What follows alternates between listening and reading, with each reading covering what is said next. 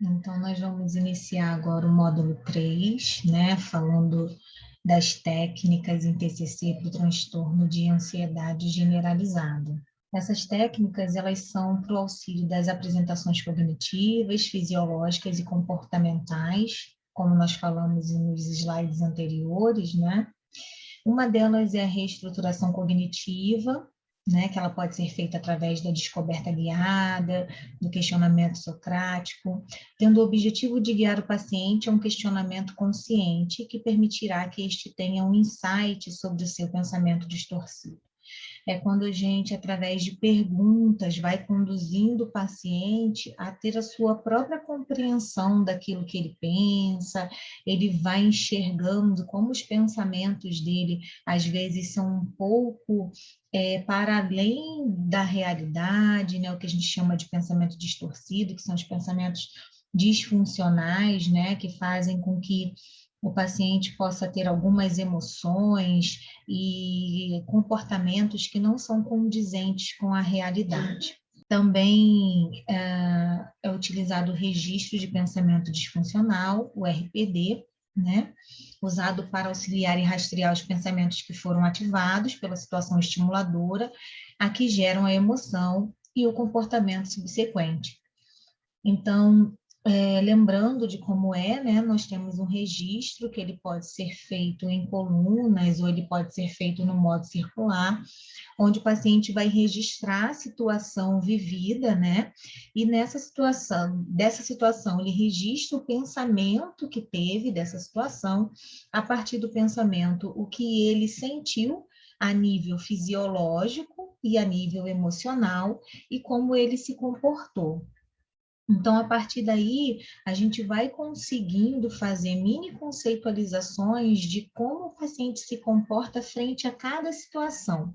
A partir dos pensamentos, né, que aparecem no RPD, a partir de uma flecha descendente, a gente consegue encontrar as crenças centrais, as crenças subjacentes, que vão levando o paciente àquele determinado comportamento.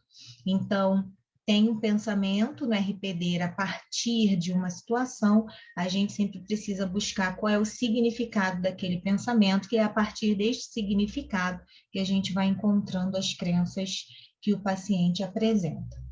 Temos também aí a descatastrofização, que tem como estratégia ajudar o paciente a testar a realidade de suas cognições, é focada em uma das distorções cognitivas do paciente, no caso dos ansiosos, a possibilidade de uma catástrofe iminente.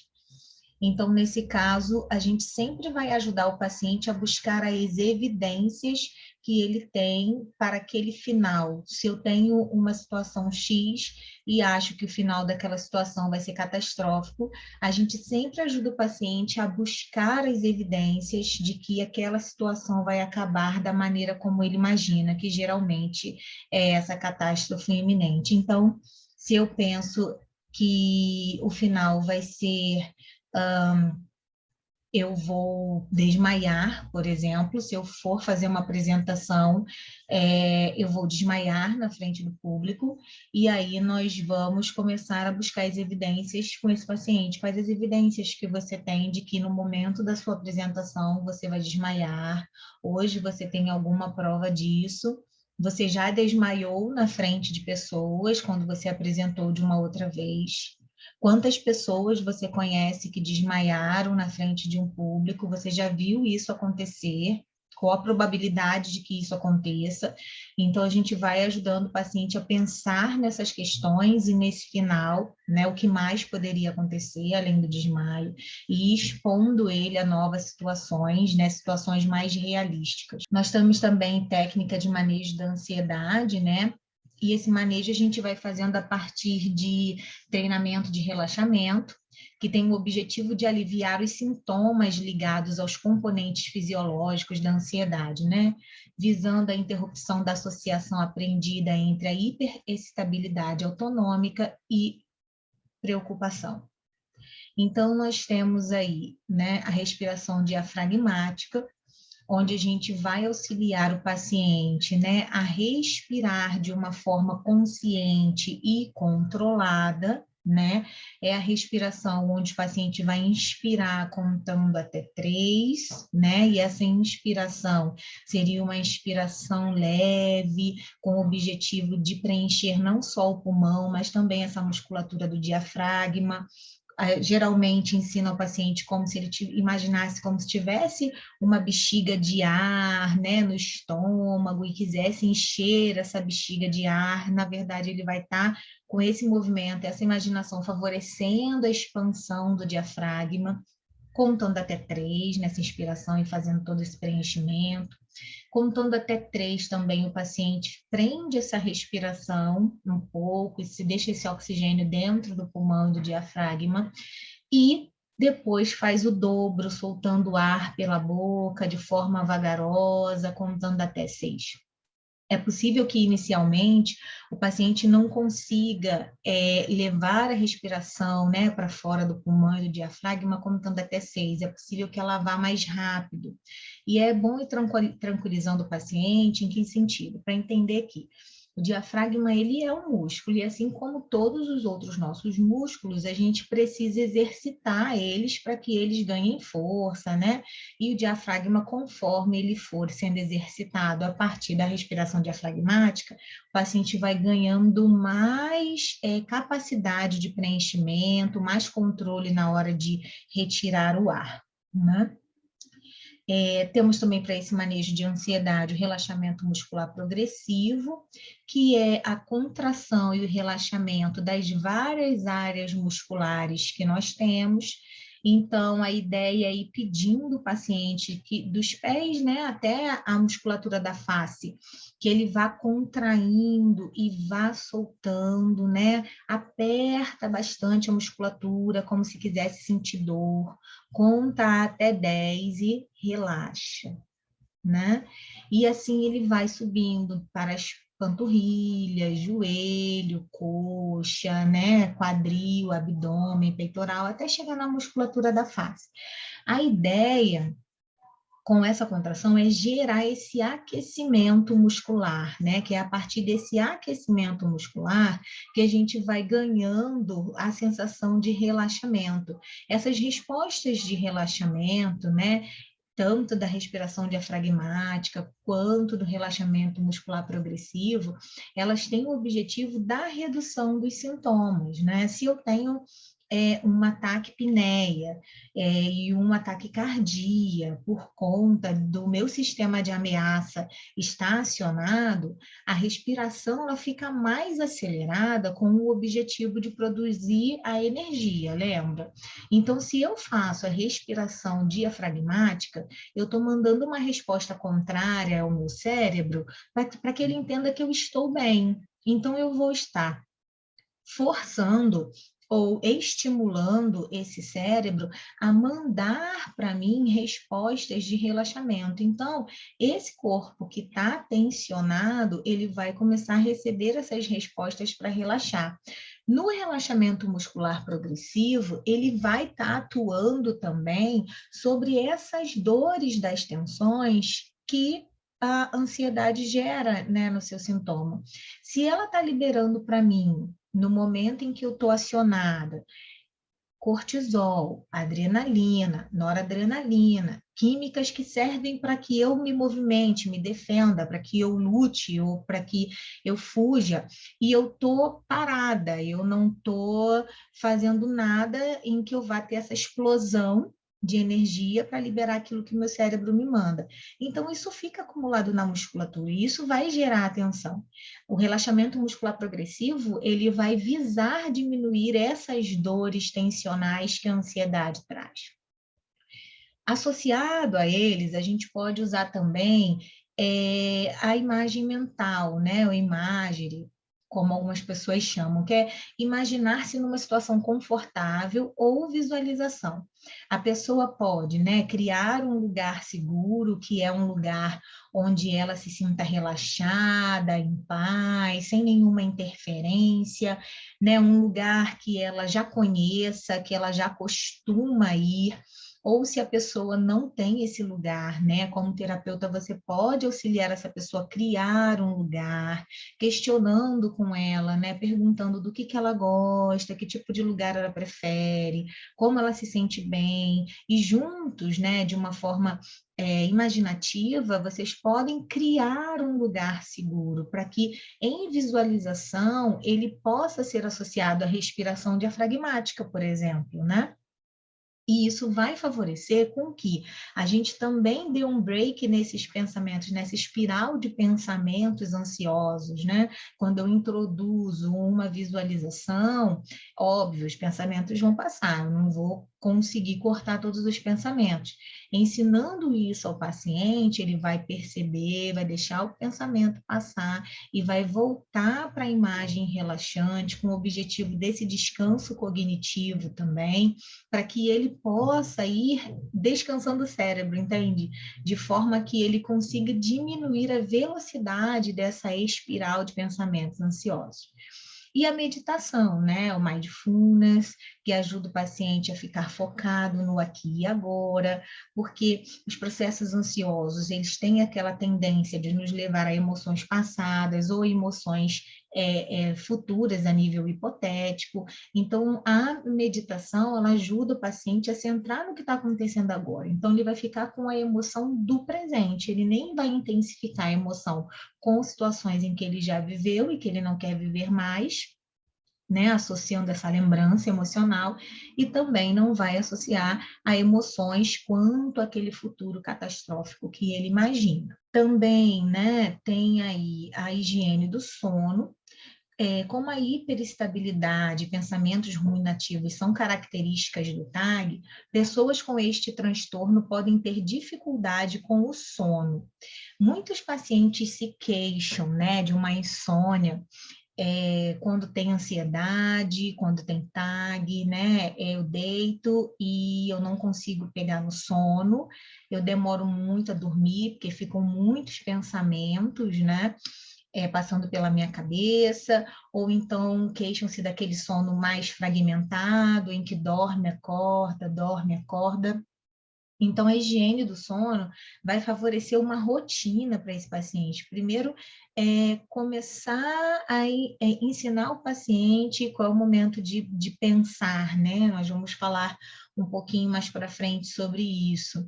E a higiene do sono ajuda o paciente a criar uma rotina de relaxamento antes de dormir. É muito comum que os pacientes fixem nas preocupações, fixem no uso do celular, muito próximo à hora de dormir e vendo TV. Então, é interessante ensinar que essas luzes, né, que nós somos expostos, a luz do celular, a luz da TV, são luzes brancas, né, que são como as luzes do sol, né, que mandam uma informação para os nossos neurotransmissores que está na hora de ficar ativo, está na hora de acordar. Então, se às 10, 11 da noite eu ainda estou ali, né, passando timeline, olhando, fazendo pesquisas, lendo no celular, essa luz vai estar me dando essa informação, que é um momento para que eu esteja atenta e acordada. Então, a higiene do sono pede que o paciente já, pelo menos umas 2 horas antes de dormir, já se afaste dos aparelhos eletrônicos, né? Que tenha uma roupa, que seja uma roupa específica e leve para dormir, que não durma com qualquer roupa, pode ser uma roupa velhinha, não importa, mas que seja uma roupa leve, agradável para o paciente, para que ele consiga dormir bem, que o jantar não seja tão próximo à hora de se deitar, seja também minimamente umas 2 horas antes, que o paciente consiga tomar um banho relaxante antes de dormir, faça uso de automassagens, né, com hidratantes, fazendo movimentos circulares no corpo para estimular relaxamento, estimular a circulação sanguínea, que próximo, né, ao deitar, possa fazer uso de alguns chás, né, umas bebidas quentes, e essas bebidas quentes só não podem ser estimulantes, né, como café, por exemplo. E faça leituras, né? Essa leitura, a gente deve tomar cuidado para que ela não seja feita no celular, que aí nós vamos cair naquela questão da iluminação. A leitura que seja feita por livros mesmo, né? O Kindle também tem uma iluminação própria para leitura, então favorece que o cérebro vá diminuindo esse ritmo e que vá entrando em um estado em que o paciente consiga pegar no sono de uma forma mais rápida e esse sono tenha qualidade, sendo reparador. O manejo do tempo tem como objetivo desenvolver no paciente a habilidade de manejar o tempo e estabelecer prioridades, como forma de reduzir a ansiedade diária.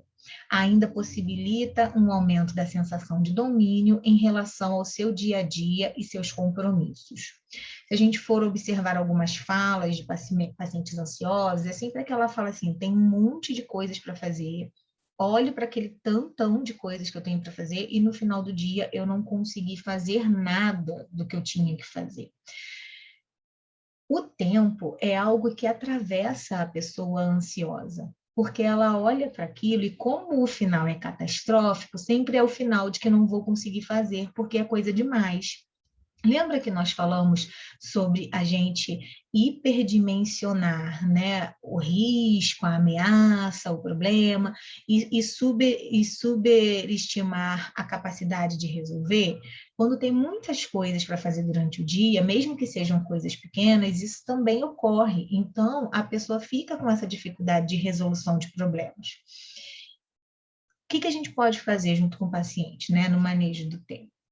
Pedir para que ele liste para a gente, né, o horário que ele acorda até o horário que ele vai dormir. Né? Vamos supor, eu acordo 8 da manhã, vou dormir às 10 da noite. O que você faz, né, dentro desses horários? Deixar o paciente descrever para você o que ele faz dentro desses horários. E aí você pedir um exemplo, por exemplo, de rotinas do dia, né? O que ele precisa fazer? Ele vai dar uma lista para você de questões que ele precisa resolver durante o dia. E aí, junto com ele, você vai pensar o que seriam as prioridades para resolver naquele dia. E aí, depois, vocês vão organizar essa lista por prioridades. Tendo entendido como o paciente leva o dia dele, a hora que acorda, o que faz durante o dia, a hora que almoça, vai dormir, e as suas prioridades, juntos vocês vão tentando encaixar por prioridade as atividades que o paciente vai fazer durante o dia, ensinando que as de menor prioridade, caso elas não consigam ser resolvidas, isso vai ser um problema menor, por quê? Ou não vai ser um problema, porque elas não eram prioridades para aquele dia. E aí vai junto com o paciente, ajudando ele neste hábito de montar e manejar uma agenda para que o tempo dele seja produtivo, seja eficaz. E aí, com isso, essa sensação de domínio vai aumentando. E aos pouquinhos, vocês vão vendo que o paciente vai ganhando uma independência para ir organizando o seu próprio dia. É bem bacana, assim, não é nada muito difícil de fazer e é um teste legal, até um teste bacana para fazer consigo mesmo, né, para depois fazer com o paciente, é interessante. Agora nós vamos começar a pensar, né, e falar um pouquinho sobre as técnicas para trabalhar a preocupação excessiva. Prevenção do comportamento preocupado. Isso pode ser feito solicitando que o paciente faça uma lista dos seus comportamentos preocupados mais comuns. Automonitorize e registre a frequência com que os comportamentos ocorrem na semana. Evite ter comportamento preocupado. Em seguida, deve-se avaliar com o paciente o que ele acredita que possa ocorrer com a prevenção da resposta. Após a realização do exercício, compara-se o ocorrido com as previsões sugeridas pelo paciente. Então, eu tenho preocupações, os pacientes, né, trazem sempre aquele final, o que eles acham que vai acontecer. Então, a gente precisa pegar uma lista de preocupações que não sejam as hipotéticas, sabe? As preocupações que sejam as presentes mesmo. A gente tem que aprender a diferenciar isso com o paciente. O que é uma preocupação de algo que realmente está acontecendo na vida do paciente e que de alguma forma ele vai ter uma solução ali, vai ter uma ação sobre aquilo, e quais são as preocupações que ele só imagina. que podem acontecer, mas que não tem nenhuma relação ali naquele momento com a situação que ele está vivendo. Então, ele vai fazer uma lista dos comportamentos que ele tem, né? Os comportamentos preocupados, né? De repente ficar sem comer, né? Chorar, socar a parede, enfim, né?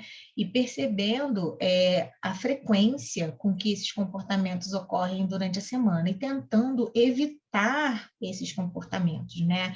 Fazer a diminuição. E aí a gente avalia com o paciente o que ele acredita que vai acontecer, né, com aquela prevenção da resposta, né? O que pode acontecer se ele não agir daquela forma. E aí depois que a gente fizer o exercício, a gente compara, né, se realmente aconteceu aquilo que o paciente sugeriu. Ah, se eu parar para comer, não vai dar tempo de eu terminar o trabalho, né? Então, peraí, vamos parar, vamos almoçar, né? Vamos entender se realmente você não vai conseguir terminar de fazer o trabalho ou não, né? E de repente ele vai almoçar e vai perceber que mesmo tendo parado para esse autocuidado, essa necessidade básica, ele conseguiu, né, terminar o trabalho, ou diminuindo comportamentos, né, que são autolesantes, né? Se de fato esses comportamentos resolvem problemas ou se diminuir esses comportamentos também, além de ajudar a reduzir sofrimento, não favorece com que ele tenha pensamentos melhores para entender o que vai fazer dali para frente com aquela situação que ele precisa resolver. Designar tempo para preocupar-se, né? Eu citei um pouquinho lá atrás sobre isso, quando a gente estava falando sobre a higiene do sono. Visa ajudar o paciente a reduzir a associação entre preocupação e indicativos de ansiedade, e assim diminuir a intensidade e a frequência da resposta de preocupação, propiciando um senso de controle sobre a sua preocupação. Então, como é que a gente vai fazer isso, né? Nós vamos propor ao paciente que escolha o momento para se preocupar, né? Esse momento em que ele vai escolher para se preocupar deve ter um intervalo de 30 minutos. E esse período deve ocorrer todos os dias, no mesmo local e no mesmo horário. E não deve ser associado a relaxamento ou a trabalho. Então, se eu tenho preocupações excessivas, e a gente sabe que as preocupações, elas são diárias, elas aparecem diariamente, pode ser que me preparando para me preocupar num horário específico, eu consiga ter uma melhor visão e um maior controle sobre aquilo que eu estou tentando resolver. Então, a gente deve alertar o paciente que ele deva escolher um momento que não seja um momento da hora de almoço, ou um momento em que ele tirou para ficar mais tranquilo, relaxado, ou um momento de trabalho. Deve ser um horário neutro, um horário em que ele vai parar pura e simplesmente para se preocupar, para pensar naquilo que está incomodando a ele. Então, intervalo de 30 minutos diários em momentos neutros, né? Não associado a relaxamento ou a trabalho. Para desenvolver narrativas e imagens positivas. Falando das previsões aqui, né? Esses indivíduos muitas vezes criam suas previsões catastróficas, preocupando-se e contando a si mesmos como coisas podem ir mal no futuro. Após o desenvolvimento desta narrativa, pergunta-se ao cliente sobre como cada passo daquela situação seria executada. Então, o paciente, ele traz, né, uma narrativa negativa sobre a situação que ele está prevendo. E aí a gente escuta, ok? E depois, junto com o paciente, a gente vai desenvolvendo uma nova narrativa com ele, né? Como poderíamos executar de uma forma diferente, né? Ou qual a real probabilidade que aquela narrativa dele ocorresse, né? O que precisaria para chegar realmente naquele final? Será que a situação que você realmente está vivendo vai chegar nesse final? Se chegar nesse final, como nós poderíamos fazer diferente, passo a passo, sabe, da solução para executar para aquela previsão negativa, né? Ajudar o paciente a formar um novo caminho, né? falando nisso, e aí eu lembro de a questão da preocupação, ela ser viciante, né? Porque nosso cérebro, eu não sei se eu já comentei em algum momento da aula, agora me fugiu, que ele trabalha pelo menor esforço. Então, se todos os dias eu tenho o hábito de me preocupar, eu já vou acordar me preocupando, eu já vou acordar preocupada. O meu cérebro ele vai se habituar a me levar às preocupações. Então, quando eu pego uma narrativa do paciente e vou mudando com ele, né, essa narrativa, e vou mostrando a ele, ou junto com ele, descobrindo outras formas de ver, de pensar e de lidar com aquilo que preocupa, nós estamos também criando novas conexões neurais, novos caminhos, novas formas de pensar. Então, a gente vai tirando o nosso cérebro, né, desse automatismo que o vício da preocupação leva, né? Porque ela vicia. Todos os dias, se eu estou me preocupada, eu recebo doses de cortisol ali, então a minha amígdala vai liberar e eu vou receber aquela dose, né, dessa química. Então, se todo dia eu me preocupo, essa amígdala vai começar a trabalhar quase que no automático, né? Todo dia, pequenas doses de estresse. Né? Então, ajudando o paciente a pensar em novas narrativas, a gente também vai mudando o funcionamento cerebral para que ele tenha mais respostas de relaxamento e menos respostas de estresse. Distinção e evidências. Revisar o manejo de eventos negativos passados. Visa melhorar a autoeficácia dos clientes, usando para isso evidências passadas, onde foram capazes de manejar seus problemas de maneira satisfatória. Então, se o paciente traz hoje uma situação, a gente pode perguntar assim, você já viveu uma situação similar, uma situação parecida em algum momento da sua vida? E aí o paciente pode trazer para a gente uma situação, né? E a gente perguntar a ele, como foi que você resolveu a situação? Como você saiu disso na época? E explorar com o paciente como as coisas se deram naquele momento. E aproveitar as ferramentas que o paciente já tem daquela época, daquela experiência que ele viveu, e auxiliar o paciente a trazer esses recursos que ele já tem para soluções atuais, para problemas atuais, né? Isso pode ajudar bastante. Máquina do tempo.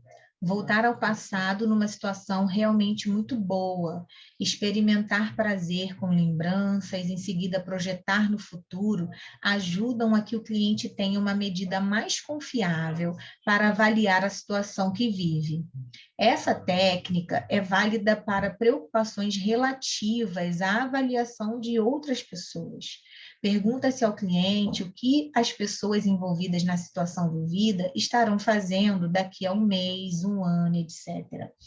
Então, a gente pode mostrar ao paciente que é possível que ele tenha, né, prazer e lembranças passadas e que hoje ele está numa situação diferente, mas que viveu aquilo, uma coisa boa, e que já não está mais ali.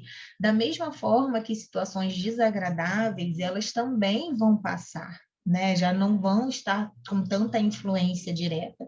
Então, se ele se sente envergonhado, se sente preocupado com a opinião alheia, é importante, né, pedir para que o paciente visite essa memória e perceba que ele e as pessoas envolvidas nessa situação também estarão em uma situação diferente no futuro e que não sejam atingidos por aquela situação desagradável, né, que está sendo vivida atualmente. Distinguir preocupações produtivas e não produtivas. Em geral, preocupações produtivas levam a ações que podem solucionar o problema imaginado, enquanto as improdutivas não levam a uma ação. A gente falou um pouquinho antes sobre aprender a distinguir né, o que eram as preocupações hipotéticas e as realistas, mais realistas, né? A gente estava falando exatamente disso. As preocupações que são hipotéticas são preocupações que não nos geram soluções, né? Geralmente elas são muito maiores do que realmente podem acontecer e a nossa imaginação pode colocá-las muito fora do nosso controle, do nosso limite, do nosso campo de atuação. As preocupações que são produtivas, elas nos dão espaço para soluções, elas nos dão espaço para ação. Então, a gente precisa ir ajudando o paciente a identificar e diferenciar essas preocupações, né? Para aquelas que não são produtivas, entender que elas precisam ser dispensadas, né? Não ficar focada nessas preocupações. E as que são produtivas são as que são passíveis de resolução e de ação. Negação dos problemas, né? Como alguns tendem a catastrofizar ou percebê-los como insuperáveis, eles são instruídos a usar a seguinte frase para combater seus pensamentos automáticos: isto não é um problema, por quê? E aí o paciente completa com uma questão. Isso não é um problema porque isso já foi resolvido, isso já não faz mais sentido para mim. Isso não é mais um problema porque eu estava enxergando isso de uma forma diferente.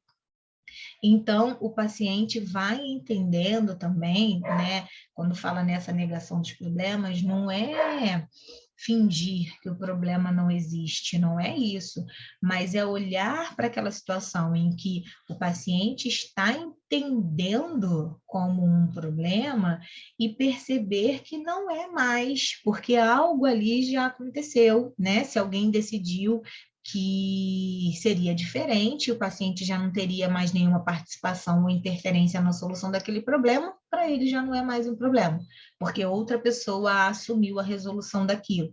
E só que o ansioso tende a fixar-se, né, nas questões, mesmo que elas já tenham tido outras soluções. Observar sem julgar, né, praticar a aceitação. Sugere que as pessoas com TAG passem a aceitar alguns problemas. Aceitar refere-se a observar sem julgar, simplesmente descrever o que acontece, sem prever, interpretar os acontecimentos. Quando lidamos com a aceitação, a ansiedade tende a diminuir. Quando a gente faz a aceitação, eu tenho um problema, né? E eu consigo descrever o problema. O meu problema é o seguinte: eu preciso pagar um boleto dia 10 e eu ainda não tenho esse dinheiro na minha conta.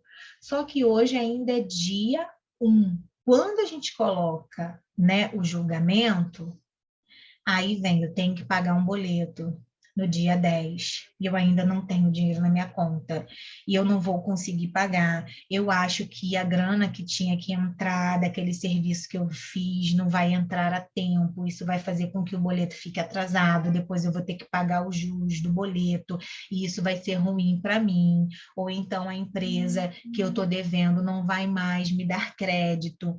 E isso vai ampliando, né, toda a ameaça, toda a ansiedade. Quando a gente olha para o problema e aceita, né, eu preciso aceitar. Talvez eu não consiga pagar o boleto que vence dia 10 no dia 10. Talvez eu tenha que pagar com juros. Mas a solução está aí, o boleto será pago, mesmo com os juros. Aceitar que, mesmo não saindo da maneira como eu gostaria que fosse, eu tenho um problema? Sim, tenho. Que terá uma solução que não será a solução ideal, mas vai ser uma solução. Mesmo que ele seja pago com atraso, ele será pago, né? Então, a gente olhar para essas questões e simplesmente descrever o que acontece, né? Porque sem prever, diz aqui, né? Eu estou prevendo que a grana do serviço que eu fiz não vai entrar ao tempo. Quem falou? Que provas eu tenho? Hoje é dia 1 ainda, né? Esse dinheiro pode cair até no dia 10 mesmo, e assim que cair, você fazer o pagamento. né? E aí interpretar os acontecimentos, eles não me valorizam, se eles me valorizassem, já teriam depositado o dinheiro do serviço que eu fiz, nada para mim dá certo. E tudo isso vai aumentando, né, as emoções que não são tão boas de se sentir para o paciente, né? Os pensamentos mais negativos, a vulnerabilidade frente à solução de problemas. Então, quando a gente lida com a aceitação, eu tenho um boleto para pagar dia 10, a grana ainda não caiu, e é possível que eu tenha que pagar esse boleto depois da data e pague alguns juros, né, nele. A solução é essa, é aceitar que a solução possível é essa. E aí a ansiedade tende a diminuir. Explorar o passado e relacionamentos atuais. Deve-se ter atenção para que o indivíduo descreva a relação com as outras pessoas e não a outra pessoa em si. Essa técnica pode auxiliar que o cliente perceba como seu próprio comportamento pode contribuir para que não perceba aquilo que espera das pessoas com que se relaciona, e ainda como estes podem ser a causa de uma série de problemas interpessoais. Então, quando eu tenho, né, uma relação conflituosa e o paciente está falando da outra pessoa, porque ela não se importa, porque ela não presta, porque não vale nada, porque só pensa nela, né? Ele está falando o tempo todo da outra pessoa. E a gente não tem a capacidade de entender como esse paciente se relaciona com essa pessoa, né? Ela só pensa nela. Mas você costuma dizer para essa pessoa o que que você pensa, quais são as suas necessidades, o que você em que você gostaria que ela te ajudasse? Não. O paciente às vezes está ali esperando que o outro adivinhe as suas necessidades, né? Se a gente não falar, se a gente não comunicar as nossas necessidades, o outro não vai saber. Isso é uma distorção cognitiva, adivinhação, né? É a distorção cognitiva de adivinhação, né? Eu quero que o outro adivinhe aquilo que eu gostaria de receber, né? Ao tempo que eu estou fazendo a leitura mental. Olha, se eu pedir, ele vai achar que eu fico toda hora incomodando, e se eu incomodar a essa pessoa, ela pode acabar me rejeitando. E aí vai virando uma bola de neve. Quando a gente começa a explorar o modo como essa pessoa se comporta no relacionamento, fica mais fácil da gente auxiliar a pessoa e fazer com que ela entenda que é esse comportamento que vem dos pensamentos ansiosos e dessas distorções cognitivas que podem ser a causa dos problemas interpessoais. 8 ou 80. Pessoas com TAG muitas vezes interpretam as situações interpessoais que vivem de maneira dicotômica, 8 ou 80. Treino de assertividade e empatia são comumente necessários, ampliando suas habilidades para lidar com situações conflituosas ou mais delicadas. A ansiedade dessas pessoas tende a diminuir. A gente estava falando das relações, né? E aqui a gente está falando dos treinos de habilidade social. Geralmente, né, quando a gente tem essa técnica da adivinhação, né, essa técnica, perdão, essa distorção da adivinhação, e a gente fica esperando que as pessoas, né, visem aquilo que a gente precisa sem que a gente diga, e isso não ocorre, é possível que se tenha esse pensamento. Se essa pessoa não entende, não enxerga o que eu preciso, então ela não gosta de mim, ela não se importa comigo, e ponto, né? Muitas vezes a pessoa não pode ajudar naquele momento, ou não compreendeu naquele momento qual era a necessidade. E essa visão dicotômica faz com que se enxergue apenas nos extremos, ou é ou não é, ou gosta ou não gosta, ou ajuda ou não ajuda, né? Então, entender com as pessoas que existe aí um espectro entre o 8 e o 80, né? Que podem estar acontecendo variações ali que não determinam a situação em si.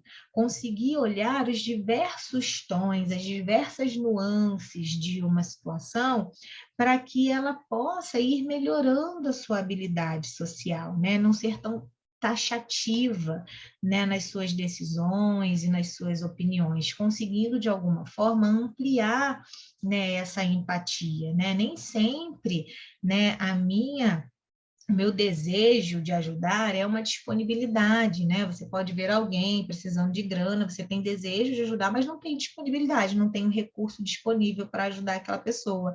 Ou você gostaria de ir a algum lugar com alguém para fazer companhia, ajudar em algo, só que naquele dia você tinha um compromisso de trabalho que você não poderia adiar, né? E fazer com que o paciente vá entendendo, né, que as pessoas nem sempre vão poder estar disponíveis ao tempo e à hora que ela precisa, mas que isso não quer dizer que seja uma falta de interesse ou de amor ou de valor para aquela pessoa. Utilizar a relação terapêutica como fonte de mudança.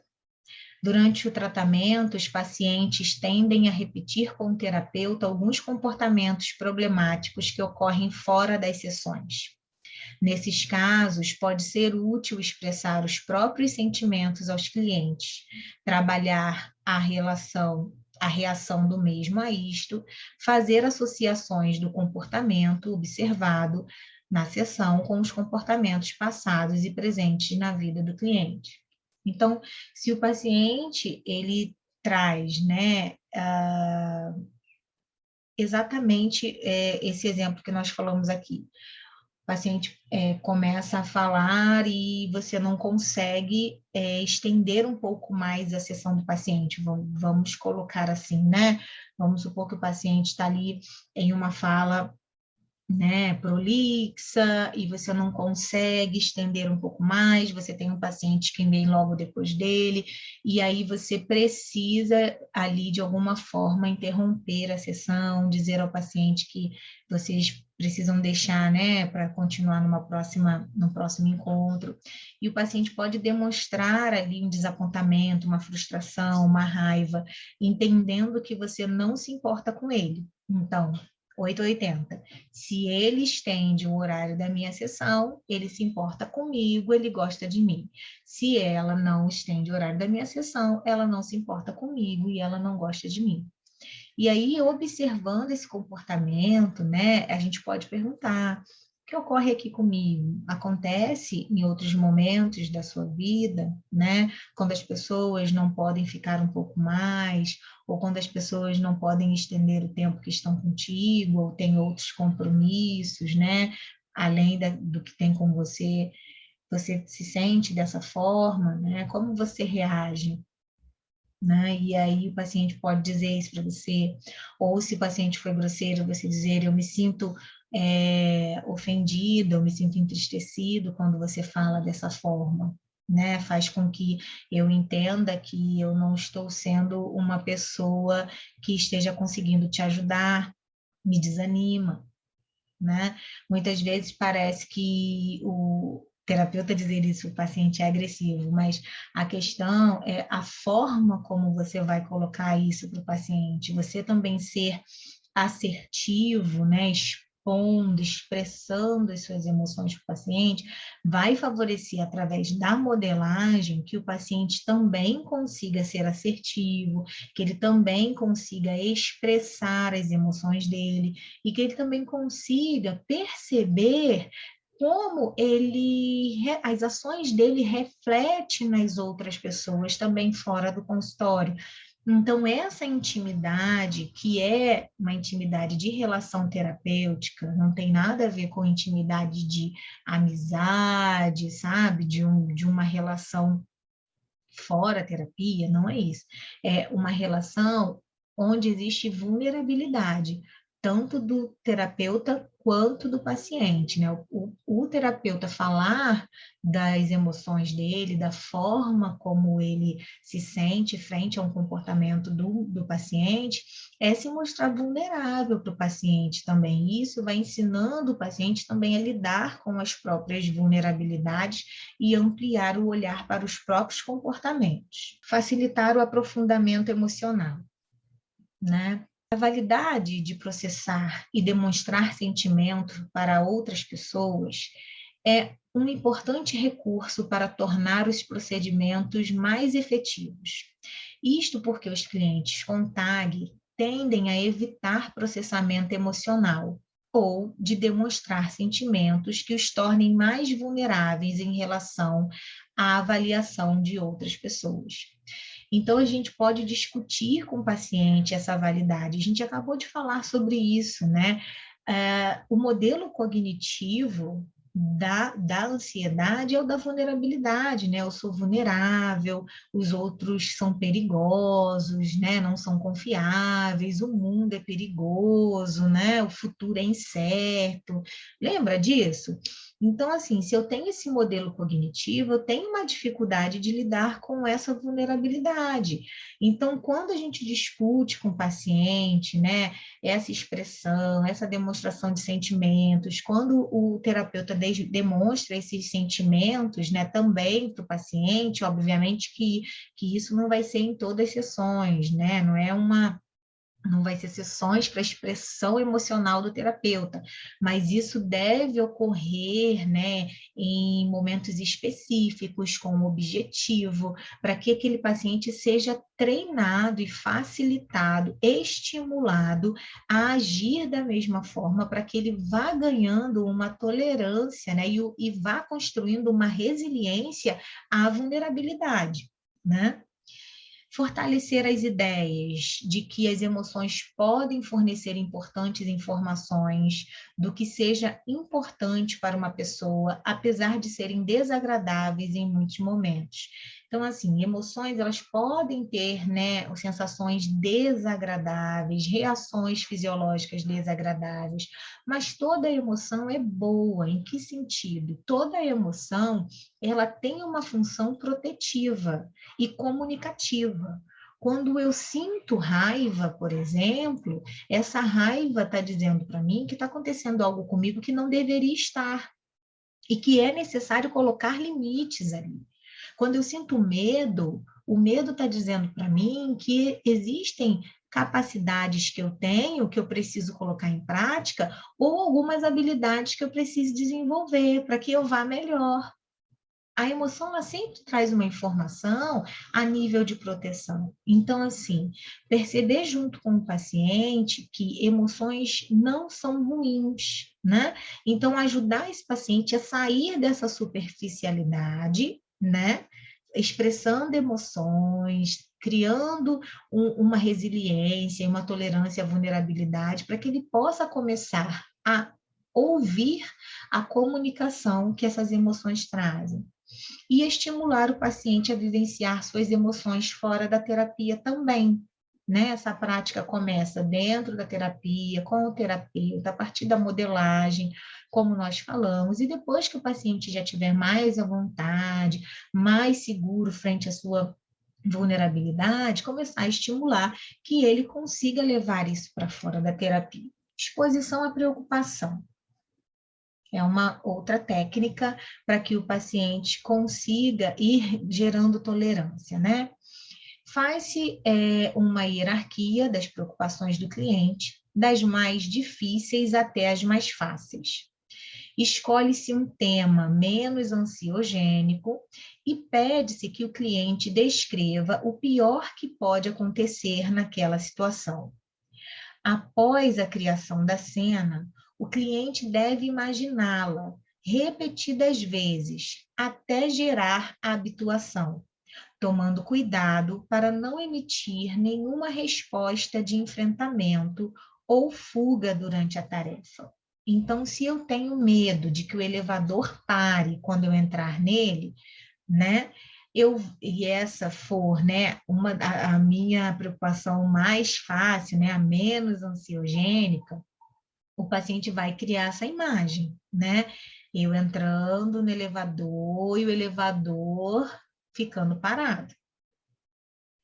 Nesse sentido, não é para o paciente pensar nele solucionando, chamando a emergência, não é para o paciente pensar nele minutos depois a porta abrindo, ai, só foi um susto, ou para interromper, né, o exercício. A ideia é criar a tolerância ao mal-estar, porque só de pensar, né, no elevador, comigo dentro, parado, né, com as portas fechadas, isso me gera mal-estar, então essa repetição imaginária dessa situação vai me criando uma habituação e uma tolerância ao mal-estar que essa preocupação me gera. E isso pode ser para qualquer outra preocupação. Porque quando isso ocorrer, se ocorrer, o paciente ele já vai ter um controle sobre as reações fisiológicas, emocionais, né, que a situação vai gerar para ele, porque de forma imaginária, dentro do setting terapêutico, ele já foi se habituando e gerando tolerância, né, a esse mal-estar.